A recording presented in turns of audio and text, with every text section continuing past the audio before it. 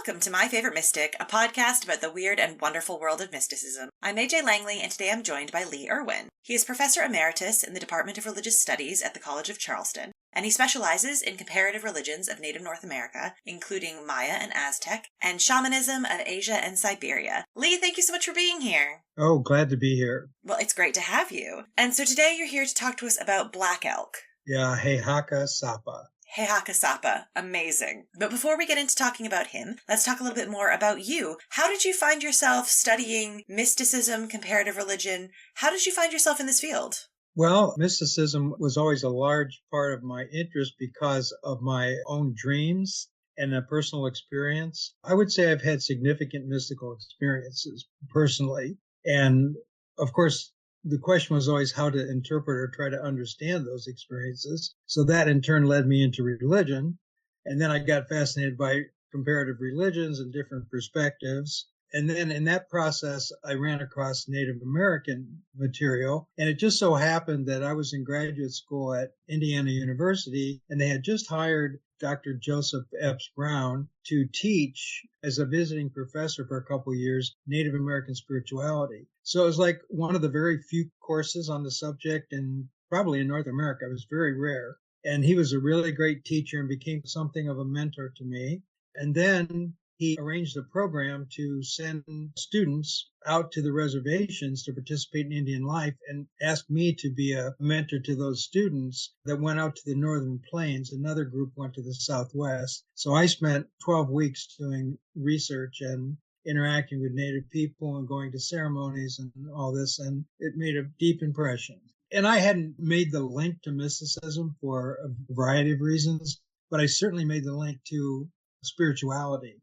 And so Indian spirituality became a focal point of my interests. And in the context of world religions and religious experience, dreams and visions all became central to my interests. And Native people, particularly the Northern Plains groups, value the vision and dream extremely highly in their culture and have rituals for vision quest. And that really fascinated me. And so, and as it turned out, Joseph Brown, who was my mentor, had actually lived with Black Elk before he died.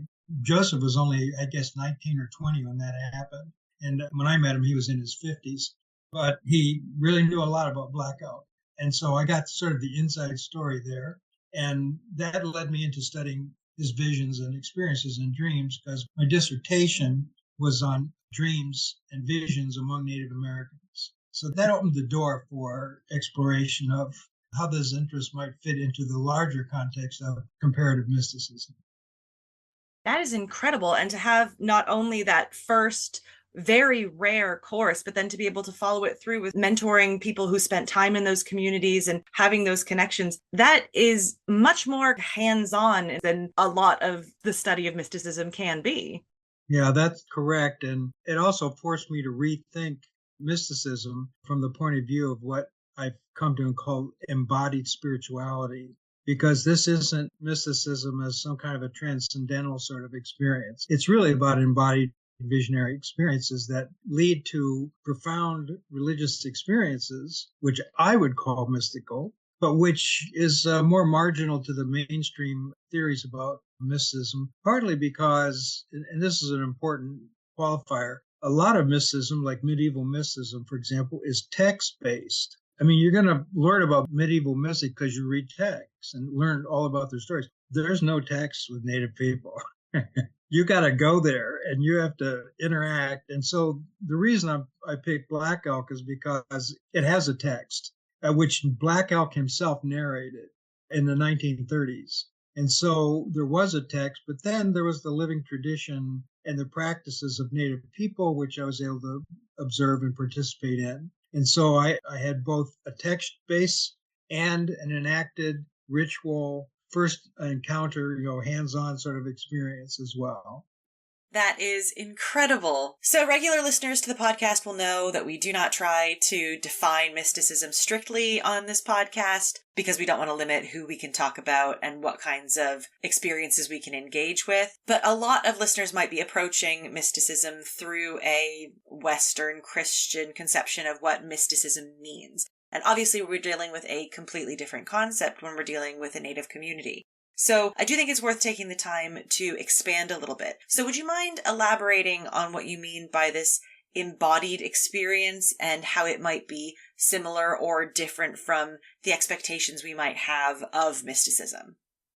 Sure. So if you look at the history of mysticism in America, not Europe and everything, but just the American history, it's been pretty profoundly informed by a Protestant reaction to and somewhat against ritual.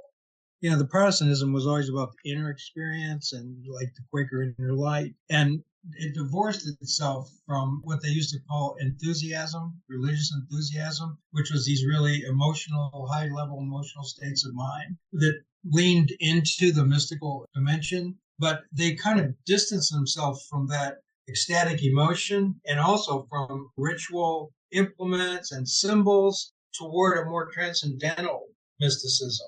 And then if you carry that analysis along a little bit, then mysticism becomes this kind of spirituality divorced from embodiment in actual practices in the world, other than, say, Asian influences like meditation and prayer in the Western tradition.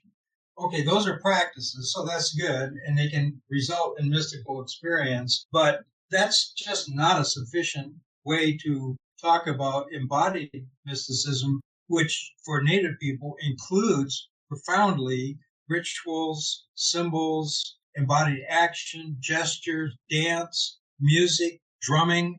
Okay, we're in a different context here, So that means that the transcendentalist version of mysticism isn't going to really be useful in understanding Native spirituality and mysticism. And there's another problem, which is there's a hierarchical evaluation that, pure spirituality is better or higher and so on. And therefore, what happens is Native spirituality gets put at the bottom of the totem pole. It's kind of like, well, that's that low level primitive stuff, and then you get Buddhist enlightenment and so on and so forth, which is very otherworldly. And then just to top it off one more step, William James comes along and writes this book on mysticism, which psychologizes mysticism and completely removes it from the religious context. I mean, he was a pro mystic scholar. He was very profoundly interested and wrote a lot of good stuff. But it also tended to divorce mysticism even more from the embodied ritual practices that would result in these states. And so when I came to Native American practices, it was kind of looked down on by other persons within the study of mysticism, like, oh, well, they're not really mystics. They don't have any mystical experiences, not like we have, the high, perfect, transcendentalist kind of thing. Okay, that's fine. It's a bias, out and out. I mean, it's like, is there really a hierarchy structure to mystical experience? I don't think so myself. I mean, it depends on how it works itself out in the cultural context. So I decided that in my own work with mysticism, I would just stick with Native American language and conceptualizations. They don't have a word for mystic. Actually, it's really interesting. They don't have a word for religion. So it's kind of like, okay, we have these words for prayer and for dance and song and visions, ambletia, visions, but it's kind of like, we don't think like that. We don't think in terms of this hierarchy and in God in which you're above the world and all that kind of thing. So I just had to reconceptualize it. So when I teach Native spirituality, I don't use the term mysticism. I tend to use spirituality, or I might use the term vision, have visions. Now, are visions mystical? I think visions are mystical. So visionary experiences should qualify as legitimate forms of mystical teaching in the context in which it's embodied spirituality. And then if you kind of flip that whole thing over, I think if you looked at the Catholic saints, you should be talking about practices and the way the body works its way into these experiences and how the body and its ritual practices support the mystical rather than the sort of psychological leap to the transcendental.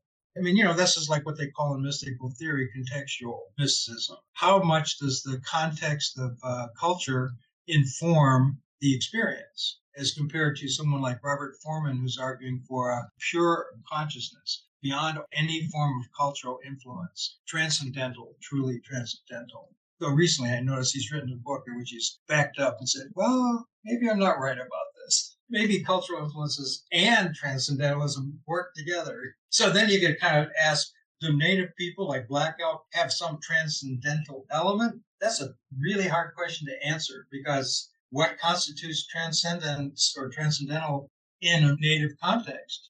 So Black Elk is a sort of an archetype of really profound, what I would call religious experience, without necessarily trying to map it to any particular kind of mysticism. That's great. And I completely agree. I've never really liked the Augustinian threefold delineation between intellectual, spiritual, and corporeal revelations, with the idea that intellectual revelations were obviously superior because they were less likely to be corrupted. I don't think that that's a very good reason to dismiss other kinds of revelations or think them inferior. On top of that, we also have, in the late medieval Christian context at least, a preference shown towards spontaneous visions rather than those that were cultivated, despite the number of devotional guides and works written about how to cultivate a relationship with the divine and how to ascend closer towards union. But the idea that one of these kinds of engagement is inherently inferior than the others is something that I've always thought is not really fair and kind of nonsense. Yeah, I totally agree. And when you take something like Black Elk's vision, you realize how really incredibly complex the visionary experience can really be. It's just full of profound cosmological, ontological, psychological features that sketch out a larger, more profound domain of experience than just pure transcendentalism. I'm not denying, by the way, that there is transcendentalism. I know there is, but why make that the high watermark? Why not come down off that mountain and say, well, it's like different religions, different contexts produce different kinds of experiences, and they're all equally valid in their own context, which may have some transcendental element, but maybe that's not the purpose. It certainly wasn't the purpose for Black Elk. He wasn't trying to confirm that there was a God or something. He was given a vision spontaneously for his people, and so this puts it onto a different plane. That's the other thing I might add. Native traditions tend to be communal. They do not tend to be individual. It's not for the individual. It's almost always for the community. So how does that map into mystical teachings, for example? So it's a quite complex subject, which is good because your podcast explores it. An important reminder that context is important to everything always, particularly when dealing with a specific person within a specific tradition in a particular moment in time, as we always are when we're talking about individual mystics. I love also what you're saying about personal and community, because as a concept of an individual striving towards greater union and relationship with a divine, it does seem very individualistic and personal, yet a lot of the times revelations that mystics receive are for either their community personally, their monastery, their order, their region, but also for humanity as a whole, which does make it more community focused. And it's always really interesting to me to see how those balance out within an individual mystic's life and revelations. With all of that said, we've talked a lot about mysticism, but let's talk about Black Elk. So, Heļáka Sápa, what can you tell us about his biography and experiences? Okay, so Black Elk is Lakota, which in Lakota is Heļáka Sápa, Black Elk, and he's a very famous Heļáka, which is a holy man. Now, the Lakota, by the way, are in southwest South Dakota, near the Black Hills. The Black Hills is right down there in the corner of South Dakota, and off to the east a little bit is the Pine Ridge Reservation. And that is where he was born and where he spent his life, basically. And I went out to the Pine Ridge Reservation and lived there and talked to people who knew him and so on. Do we know when he was born? What kind of time period are we talking about here? They don't know exactly. I'd say post-Civil War, like 1870s, that maybe a little later, 1880s, something like that. And he didn't die until the 1950s. So he spans a very interesting period there. And when he was 4, he started having visions. He said the kind of things that parents would hear from their children and in a non-indigenous context dismiss, but they didn't. In his case, he said that animals were talking to him. And they were like, really? What are they saying? And he would say, they're saying the buffalo are coming from the east and they're 3 miles away. And they'd go out and there would be the buffalo 3 miles away to the east. It was like, okay, this child has got something special going on with it. And he kept having on and off experiences like that of communication with the animals, with the spirit world, and so on as a child. But then when he was 12 years old, he fell into a really great sickness. And he was so sick that he couldn't move. And of course, this is teepee culture, you know. And so he's in an encampment with all of his family and with Angleshka, which is the larger camp circle. And he's in his teepee, and they bring in a medicine man who was very famous at that time. And he looks him over and he says, whatever this illness is this child has, it's not physical, it's spiritual. Something's going on here. I don't know what it is, but it's quite profound. So we're not going to do anything. We're just going to let it take its course. So he was out for quite a while. It was like a week or something like that. And he didn't seem to be conscious. And then he came back and all of a sudden, and somewhat inexplicably, his illness vanished and he was fine. And of course, immediately the medicine person who was caring for him said, well, what happened? Tell us what happened. And then he narrates this incredible visionary experience, starting with an out-of-body flight and then going through this long, incredible experience and eventually coming back and being told he's going to be a medicine man himself and that he's now healed from his shamanic illness. And now he needs to get his act together, more or less, and start fulfilling the vision. And to shorten that story, then he goes on a vision quest. He has a second vision, which is similar to the first one. He's confirmed. He does his first healing. He's successful. He does more healings. He's more successful. And pretty soon he's becoming a recognized leader and spiritual mentor within the Lakota context and has an outstanding reputation. And then reservation life comes in. They're all moved to the reservation. They're confined to Pine Ridge. They're no longer on the horseback riding around hunting buffalo anymore. And they have to adapt to reservation life, which is really difficult, devastating, actually, culturally.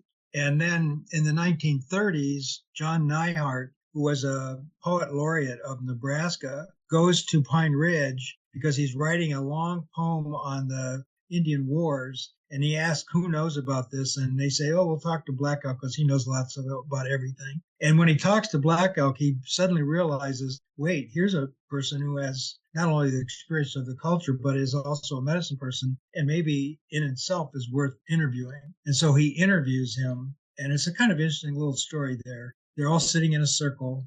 Black Elk is sitting there with his son, Ben. Neihardt is there with his secretary, who has just learned the newest thing, stenography. And so she's taking stenographic notes while Black Elk speaks Lakota. His son, Ben, translates it into English. Neihardt translates the English into more standard English. And then the stenographer writes it down. And then she goes back and she types it up on the new machine that's just been developed, the typewriter. So in the end, we end up in the 1930s with a typed manuscript of Black Elk translated through two different translators, one Lakota and one English. But it's the manuscript which he then takes and he writes a book called Black Elk Speaks, which is one of the most famous books ever written on Native American spirituality. And this popularizes Neihardt and Black Elk. And so the story moves on, and I'm not going to tell the whole rest of the story, but the one thing that's interesting is he converts to Catholicism, completely converts. And he said, I'm of two minds. I have Lakota mind and Christian mind. I have the Catholic mind and the Lakota mind. And they're like, they talk to each other. And he didn't entirely give up doing ritual, but he pretty much abandoned it and became a Catholic evangelicalist, trying to convert people to Catholicism, and had a deep and profound reverence for Christ and had visions of Christ, which is interesting. I mean, he kind of crossed over the cultural line there.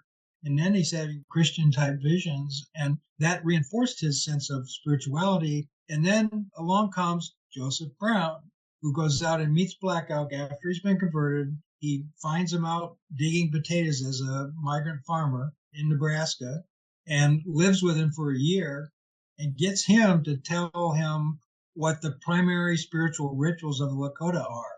And Joseph writes his book, The Sacred Pipe, which is another famous Lakota book, which records 7 rituals, totally in the Lakota genre, pretty much uninfluenced by the Catholic, not entirely, but mostly Lakota. And then this is something people don't know about. This is off the record. Black Elk takes ground and they go up to Mount Harney, which is the highest mountain in the Black Hills, which is the sacred creation place for the Lakota people and other Plains people. Takes him to the highest mountain, puts on red long johns, and takes his pipe and a war bonnet and prays to the spiritual powers, because when he had his great vision, this is where they took him, to the top of Harney, and gave him his instructions and spiritual knowledge. And he was up there thanking them for allowing him to record his visions and his experiences. Because when Brown showed up, Black Elk said to him, "I've been expecting you. You're going to write a book that's going to be well known and famous worldwide." And Brown was like, "What? No, I'm only 19. I'm just came to visit you." He's like, "No, you're going to write this book," which he did, which was interesting. So he was a visionary, very popular. He was traditional and Catholic, which is typical for some Native people, and died when he was still he was elderly and revered by his people, and is held up today as one of the preeminent spiritual people of Lakota people.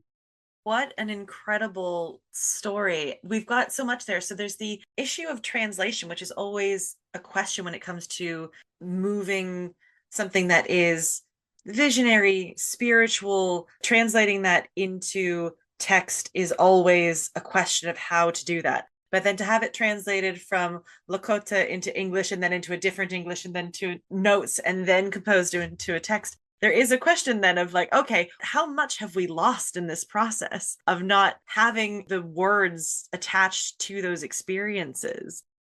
Okay, I should have added a corollary. So in 1980s, Ray DeMolay, who was actually my teacher at Indiana University and for whom I worked with the Smithsonian, he got a hold of that manuscript. And he shows clearly how Neihardt manipulated the story to fit into his version as compared to what Black Elk actually said. So he published a book called The Sixth Grandfather, which is the verbatim manuscript with all of the Lakota terms that he recognized in the manuscript. So we actually do have a more authentic version. And one of the disappointing things about Neihardt was the end of the book for Neihardt of Black Elk Speaks. Black Elk says, "The dream died, and our people failed to realize the flowering of the tree that would have been rebirth of the Lakota people." That is not what he said.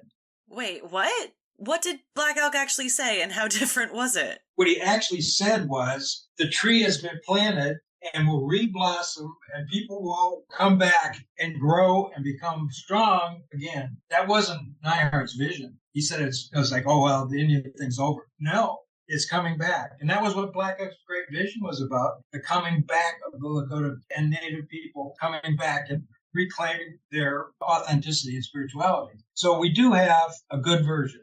And thank goodness we do, and that manuscript was kept and able to be studied again, because that is a profoundly different ending to the text. Yeah, there's chapters in the book that Black Elk never even said, and lots of lacunae and errors and emphasis changed, So when you read the real thing, you think, wow, it's a lot more complicated and a lot more subtle than the popular book that came out. And I think the multitudes of layers of translation also affect and leave out a lot of this nuance, but also blatant bias and leaving things out and including other things. Yeah, that's right. Exactly. Incredible. And this conversion to Catholicism, in a way, I feel like that makes sense with what you're talking about with embodied spirituality and ritual, that Catholicism itself has a lot of ritualized practices of the faith. So bringing in these visionary practices makes total sense. I think that's a really good point. Yeah, I think the Catholic tradition, unlike the Protestant tradition, is filled with ritual and ritual objects and everything. And it's interesting, too, because if you go to the Lakota reservation, go into the Catholic Church, they have a pipe on the altar. They have Indian-made, Native-made, Lakota-made hangings and weavings on the wall. I mean, they've adopted symbolism and put it into the church itself, and even have the Stations of the Cross with an Indian Christ. So, I mean, there was a certain amount of exchange there that happened over the time. And I think you're right. I think that helped him make the transition. It's also interesting to say, this is always a question about Brown's book. It's like the 7 rights of the Lakota people. Well, there's the 7 sacraments. So what happened there? We do like our special numbers. Yeah, we like our special numbers. So with this great vision, how much description do we have of the things that he saw? Do we get a lot of really intricate details? Yeah, so I'm going to be talking based on Ray DeMolly's version, the real version. And it's 28 pages long. That might be one of the longest descriptions of a mystical vision experience on record. I don't really know, but that's pretty long and it's extremely detailed. So I'll just give you a few of the highlights so you get a sense of it. He's laying in the teepee. He's sick. He's 12 years old. All of a sudden, he says he looks up through the teepee. He sees 2 men coming down from the sky to get him. The men come down, they help him get up so he gets out of his body, and they take him up through the teepee into the sky, and they show him 4 groups of 12 horses each. It gets really specific. And the colors of the horses. And he sees these 4 groups of horses, and they are standing in 4 different directions in the sky. And in the center, where the horses are, there's a big teepee that's got a great big rainbow painted on it. This is the rainbow teepee of the grandfathers. And the 2 men escort him to the teepee, and he goes in, and there's 5 elderly men seated, 1 for each of the directions. So there's a northern power, a southern power, eastern, western power, and a 5th, which is Skanshkan. Skanshkan is a very interesting native Lakota concept. It's like, if you translate it literally, it means something like the moving power of the sky, not the wind. That's a different concept, but the inherent moving dynamicism of the cosmos itself, that inner moving power. And this entity that shows up, Shkan or Shkanshkan, represents the 5th grandfather.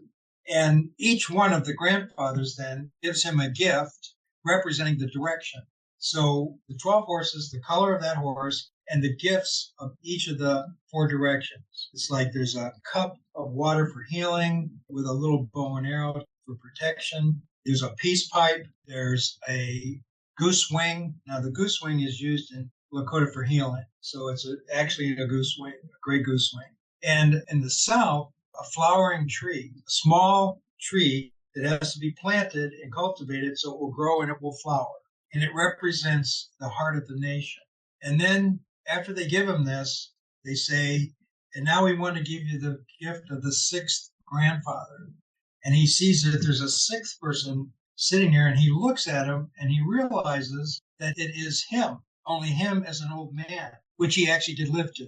And so he sees himself and he says, I knew then I would live to be old, and I would live to the future to try to fulfill the vision that I was being given. And then he's shown a circle, and the circle has got a cross in the center, which is a traditional cosmological symbol for Lakota. Circle for wholeness, and the 2 lines that cross each other for the 4 directions. And the one that goes from west to east is a black road, and the one that goes from south to north is a red road. And he says you have to walk both roads in the course of your life. First, the black road, which is going to be a road of struggle, loss, suffering, a lot of problems for your people. It's going to be dark, and it's going to be difficult, and it's going to take all your strength to hold on to your spiritual center. And then you're going to have to walk the red road, which is from the south where the flowering tree is, up to the north where the wing is that will be healing. And you have to do that in 4 ascents, 4 stages. And each one will be difficult and really challenging. But at the end, you will reach the goal of the healing of the nation, which will cause the tree to flower. So you see how much Neihart's version violates the core of the vision. And then how will you do this? You think to yourself, how will you do it? How you will do it is beginning by starting the horse dance ceremony. And then they reveal to him all the songs that go the 4 directions, all the ritual actions that he has to perform, the way the horses have to be arranged, what they have to do the horse dance. And the horse dance became a real ritual that was actually done by Lakota people and other people in the Northern Plains. And he's going to coordinate the dance and lead it. And this is going to kind of unlock his power. And then he's going to use those sacred implements to heal and to help his people overcome the great tragedy that is facing them and is about to really descend on them. Because now he's 12, so this is like 1890s, right when the reservation system was just getting really started. So there's dark times coming. But he had to hold on, so to speak, and stay anchored. And then after they show him the horse dance, they give him all the gifts. They make him repeat the songs and they repeat the gestures and the ritual performance. The two men come again and they guide him back to Earth. And he comes back to the teepee. He sees his body laying there. He enters, and when he does, there's a blessing, and he's healed from his shamanic sickness. And then he wakes up and he tells them. Wow, so it's very prophetic in that it's telling him of a coming darkness, of his own mission to help heal. It's giving him very practical steps towards a specific mission rather than steps towards an ascent towards God, which we often see in mysticism. And then the rituals that are described within this vision are in themselves given specific steps, specific instructions that he then brings back out into the community with him towards this goal of healing of his people. Do we see a lasting effect of the introduction of these rituals? Do we see this kind of impact on a wider scale? I mean, it seems very focused on his role, his position as a healer, his mission, but with it being so community-faced, what impact do we see? Yeah, that's a really great question. Thank you for asking. I mean, it's really for the healing of the nation. I mean, Blackout told Brown, who told me, that the healing was really for all Indian people, nationally, internationally, for all indigenous people. He actually did have, toward the end of his life, a kind of global vision about the significance of the healing process for indigenous peoples. But for the nation, and the grandfathers told him, they said, it's not just for you. You're being given these gifts for your people and for the healing of your nation, which is going to be suffering and go through dark times. Because the 4 stages, the third stage, which is where they're at sort of now, was really dark.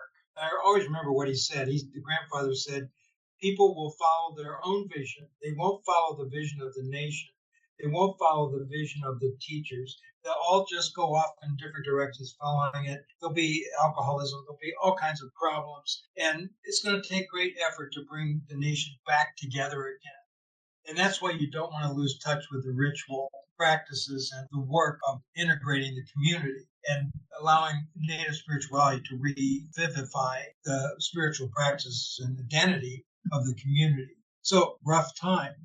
And really challenging, and yet it's directed not to his personal well-being. Well, it's his personal well-being, but not to his glorification or something, but rather for the significant growth and development of his community. And I will say this, Native people have what I call the pragmatic test. You can go on a vision quest and you can have a vision. It's not going to cut it if you come back and just say, I had a vision. You've got to demonstrate it. And your demonstration has to work, because if you try to do it and it doesn't work, everyone will say, you may have had the vision, but you didn't get the power. And Black Elk had to prove this by being successful as a healer and healing people in the nation, performing rituals to bring them together to help them sustain themselves through this dark time. So it's very pragmatic. And it's not really about personal power, really. It's more about being a catalyst for communal evolution and development. And he did that well. The problem is he converted to Catholic tradition. And he said he was ambiguous. He felt like the Christian message was very profound, and that love and compassion and certain Christian virtues were highly desirable from his point of view. But what about his traditional mission? And he tried to do both, but eventually, and I remember he told Brown, he said at the end of his life, he felt maybe he had failed, that he hadn't helped his people to the degree he could have if he had just stuck with his traditional vision and not embraced Christianity. I mean, so he's a highly sensitive, intelligent, and struggling soul in this context, watching the tragic descent of his people into chaos and no support. And I have to say something positive there about the Christian, because then he was really loving, caring, doing healing, praying with people. I mean, he didn't stop. He just sort of switched genres there. And he was still being motivated by his vision, even in the Christian context. So it's complex, but the takeaway is that it's for the people, not for him, for the community, or it's to sustain themselves in a terrible time. I mean, you can see his point, the idea of love and charity and community, all of these good virtues that can come out of Catholicism, if applied equally to any community, would be incredibly beneficial, and therefore could contribute to this revival of Native community. Yeah, and I think also that the other thing you have to say about that vision is the old anthropological point of view would be, oh, well, it's a culture pattern. He just reproduced the cultural norms of his time, spirits, directions, the symbols, and so on. That's not correct.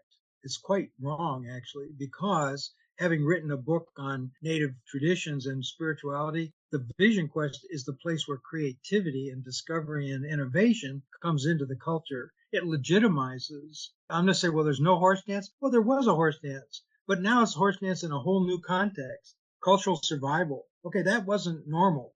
That wasn't normative. So that whole black road, red road thing, that's innovative. That's developing the genre and extending the visionary tradition into the cultural historical context to help for that communal survival in a way that wasn't at all visible in earlier visionary tradition.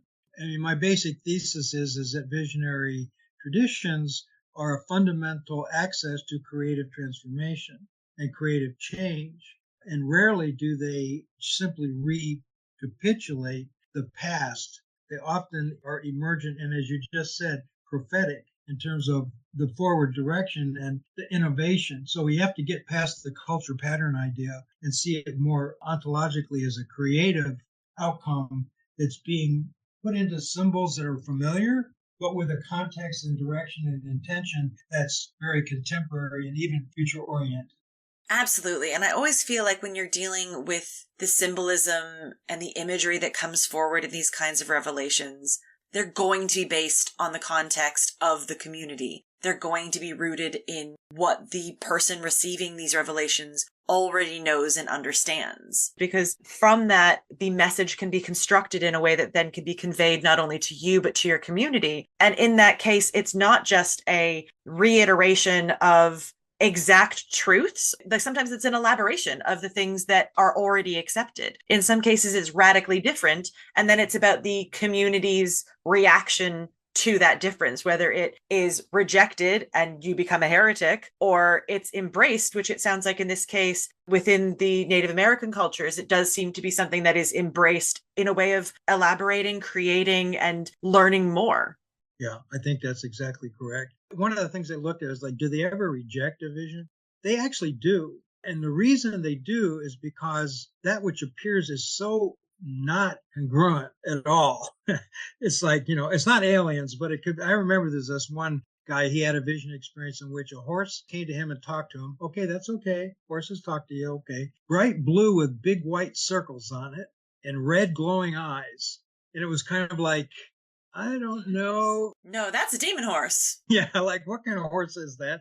And he finally said, no, I didn't follow up on that vision. I let it go. I don't know what it was exactly, but it wasn't something. So there has to be a certain kind of congruity and fit, with the visionary content. But at the same time, as you say, it leaves open the possibility for future revelation and development along lines that aren't seen by the immediate members of the community. I mean, the shamans or the medicine people are considered to be visionaries of the future and what they need to do and how to adapt and so on. And where does it come from? Dreams. So one of my big areas of research and interest is dreams and visionary dreams specifically. And that is something that, again, when we're talking about the created hierarchy of the kinds of experience, dreams were always put very low on the list as far as the kinds of experiences one can have that are kind of beyond the self. And that's always like a question. Was this while you were awake? Was this while you were dreaming? When did you see this happen? And therefore, how real do we think it was? There's an interesting lack of distinction in Native cultures about waking and sleeping, or I should say, waking experience and dreaming. A number of times I've asked Native people, I'll say, so you were asleep when this happened. Then they'll look at me and go, I don't know. Why is that relevant? I'm like, wow, they don't distinguish. The waking and sleeping thing is not the real thing. The vision is the real thing. And the vision is what matters. It doesn't matter about the state. We are preoccupied by states, brain science and everything. We're all preoccupied with states and conditions and so on, which is important and valuable. But I noticed in native culture, it was like, what matters is the vision and how it does or does not correspond to what our needs are. And that's all that matters.